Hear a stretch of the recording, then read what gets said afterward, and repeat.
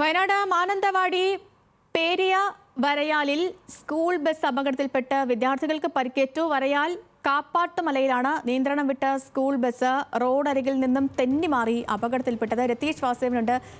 രതീഷ്, വലിയ അപകടമാണോ? എന്താണ് നിലവിലെ സ്ഥിതി?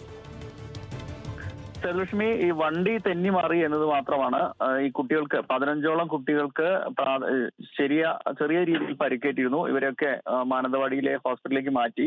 എന്നാൽ ഗുരുതരമായ പരിക്കുകളില്ല. 15ഓളം കുട്ടികളും ബസ്സിൽ സഞ്ചരിച്ച 3 മുതിർന്നവരും ആയമാരുൾപ്പെടെയുള്ളവരാണ്, അവർക്കാണ് പരിക്കേറ്റത്. ബസിന്റെ നിയന്ത്രണം വിട്ടതാണെന്നാണ് പ്രാഥമികമായ വിവരം. എന്നാലും ആരുടെയും പരിക്ക് ഗുരുതരമല്ല.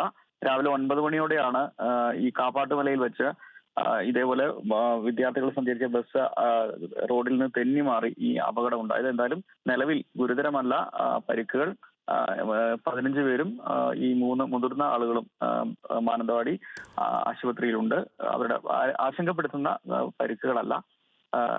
വർഷങ്ങൾക്ക് മുമ്പ് കാപ്പാട്ടുമലയിൽ ജീപ്പ് മറിഞ്ഞ് 9 സ്ത്രീകൾ ഉൾപ്പെടെ മരണപ്പെട്ട സ്ഥലത്തുനിന്ന് 2 കിലോമീറ്റർ അകലെയാണ് ഈ സ്ഥലം. ശരി രതീഷ്, എന്താണെങ്കിലും അപകടം ചെറിയ അപകടമാണ്. ആരുടെയും പരിക്കുകളൊന്നും ഗുരുതരമല്ല. ആശങ്കപ്പെടേണ്ട സാഹചര്യമില്ല എന്നുള്ളത് ഏറെ ആശ്വാസകരം. രതീഷ് വാസുദേവാണ് വിവരം നൽകിയത് വയനാട്.